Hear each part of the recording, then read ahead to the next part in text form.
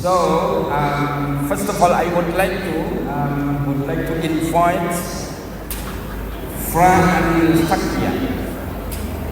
He is from Thailand and a Buddhist, and to speak about what do you think about the peace and conflict in your ideas in the Buddhist perspective. Please, 5 minutes. First of all, I would like to thank you for having me here, inviting me to this very distinguished and important gathering in Islamic studies. Well, the topic already well said that we are redefining the roles of religions. First of all, I guess that why we have to redefine roles of religions. Religions has been with us from our memory, before our ancestors. It has been for thousands of years. And certainly why in this 21st century we are trying to redefine. I think it is very important and very, very timely questions that we have to ask ourselves as well as our future generations. I guess we are from the boomer age, but at the same time we are now grappling with the generation A, Alpha. So within the boomers and generation Alpha, we have a generation X, we have a generation Z, millennial, and then of course with the Alpha. So the problem here is that in my old kind of a boomer age, I didn't have a problem with religion because my parents took me to the Buddhist temples, to the religious organization from a childhood. So in a way that we never questioned why religion is important. It is taken for granted as a part of who we are. It is a part of things what makes us who I am now. But at the moment, if you are trying to bring your kids to the religious ceremony, to the religious gathering, to the Buddhist side or any side, they started to question why. It's boring. And with the generation Z and Alpha, we are seeing more and more going distance from the other way to the religion. So that's why it is a time for us to talk about redefining. Well, when we talk about religions, it has a very, very important root, as I say, make us that who we are from the spiritual as well as grappling with the material and secular world. Religion doesn't mean that we are very fanatic to a certain idea and dogmatic idea alone, but we have to update, we have to keep ourselves in the modern age of technology, modern age of what we call is capitalism, and so and so. And especially in this era, what we are seeing at the moment is that our religions is, although we are working hard as we used to, but the impact we are giving to our society is become less and less and less. We'll see our younger generation proclaiming themselves that I don't have religion. And then this number is growing up and up. So that's why as a religious leaders, it is the challenge we have to face. Are we satisfied by just being our own duty in the religious compound, performing rituals, doing all the religious teaching, or we should come and nurture, cater the care, the one who is saying that I don't want religion, or there is nothing to do with religion. What we see is that these days, capitalism become one of a religion itself. And it spoiled the whole society, the whole world. And it makes everything is money. Everything is through the capitalism. The economy become a very essential part of what we are, who we are. And it spoiled our mind. And it spoiled our spirit. Therefore, I guess this is a very time that we have to rethink and redefine the religion. We should go beyond the part of rituals. We should go beyond the traditional teachings, but how we encompass, how we include the reality of this modern world, especially the Alpha. We are going to die soon, I guess. I'm a boomer, so I don't know how many years I have in this world. But what about our future generations? What about our alpha who is coming up? So how we are going to provide them the idea of this peace, harmony, justice, the human rights? Of course, I would say that from my Buddhist perspective, these words are sometimes become a political arena for us to play around. When we say peace, I have been to all these Western peace conferences, and then it's really not creating any peace there, because peace from the Western point of view is more kind of a peace and conflict, peace and war.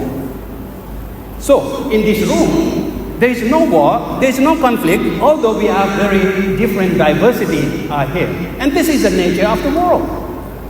We become more diverse, but at the same time, we have some commonality so that we can live together in harmony. But at the moment, everyone, I guess that live in peace, of course, not rest in peace yet, but we should rest in peace. Here we are resting, we are sitting in the peace. So does it mean that a peace is available here? No.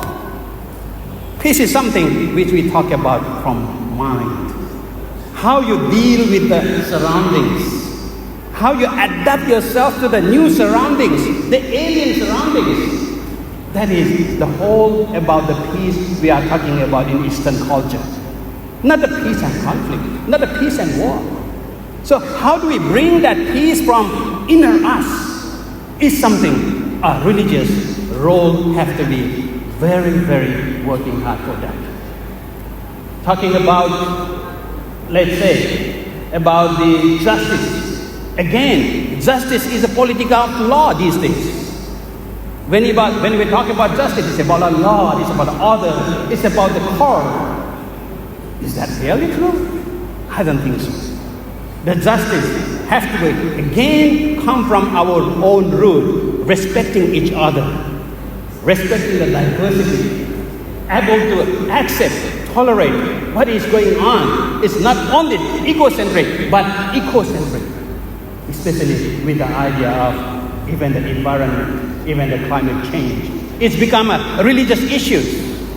For example, you might not notice the robe I'm wearing at the moment. This is a recycled robe. This is made from 6 bottles of 1 liter water bottle, plastic bottle. You see, have to change. You can't just, wear anything what you want. We have to even, not only teaching Buddhism, we have to teach how to grapple with all this changing happening in this world, the environment. So the whole idea of justice, again, is something that we have to think. It is not about the rules and law, but it is about something which have to be mindset, and not only through the law, but we have to come from our own heart. This is, again, we have to think hard about that. Are we delivering these messages under the name of religion or not? Human rights. Well, this is another big political agenda. Is there such thing as a human right? Is there such thing as a human wrong then?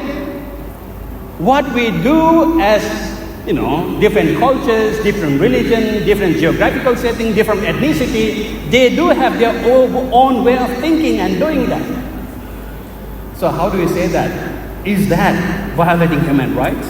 For example, in the Western system, we can see that the child has to go to the school and so and so. But in our Asian, we brought our child up by giving responsibility, by teaching them the work, how to take responsibility of your work, duty, obligation in the family. And then from the law, Western law, we are violating the child's right there. What about all this idea of gender? The gender itself, the Universal Declaration of Human Rights. If you go and read out of 30 articles, you will see that every pronoun they use is that man. He, his. So, even the Universal Declaration of Human Rights is not violating, not kind of respecting human rights itself. There is no she there. It's a patriot. Because at the time, in 1948, it was the gender issue of gender is another issue. So therefore, in terms of, I don't know, the clock is working on us. I'm looking at the clock. 1 minute. Yeah. Still 1 minute. So the whole idea of human rights, again, we have to think hard that human rights is not based on the law. Because Universal Declaration of Human Rights, United Nations declare it. They just declare. But what else? When you come to Indonesia, you have to abide by the law of Indonesia. If you are in the Thailand, you have to abide by the law of Thailand, regardless of what human rights and Universal Declaration of Human Rights says. What the UN can say. Because it is a matter of each country, each culture, each religion to look after and respect who we are, who they are, and all the diversities. That is all about giving rights. Most importantly, right is only right when you have a responsibility and accountability. Otherwise, we are going to extreme. Everyone is asking for one's right and disregarding others' right. So, whole idea of human rights is that we are able to accept, we are able to tolerate the differences between each other. We respect the differences and then make it as a bouquet of flowers, a unity in diversity. So, these whole idea of a peace, whole idea of a justice, whole idea of a human rights, it is not a secular or political agenda. But as a religious leader, so I am appealing all of us here, that we have to think hard. And then how we are going to deliver these messages to our younger generations. We are fine with us. But younger generation have to grapple with that idea. Because younger generation is growing up with the AI. The AI become going to be a religion now. Just like capitalism was a kind of still is a religion. Now AI is going to be religion. Social media, not a religious gathering in the church, in the mosque, any Buddhist temple. So now they are gathering in their laptop, they are gathering in their iPad, they are gathering themselves in their cell phone. So you have a different society, different way of bringing up. So how we are going to really touch up on that? Okay. So therefore, I would say that let's say for the peace, I will say just simply I gave a new acronym of the peace. I would say that if you really want the peace, P for promote, E for equality, A for accord, C for compassion, and E for equanimity. Once you're able to do that, we can be in peace. Peace is not there. Peace is have to do it. We have to act it, not ask for it. Thank you. Thank you very much. It was very difficult for me to stop because it's very important and but yeah, that is the problem. Thank you very much Second, I will invite Pak Datuk. It's always not working.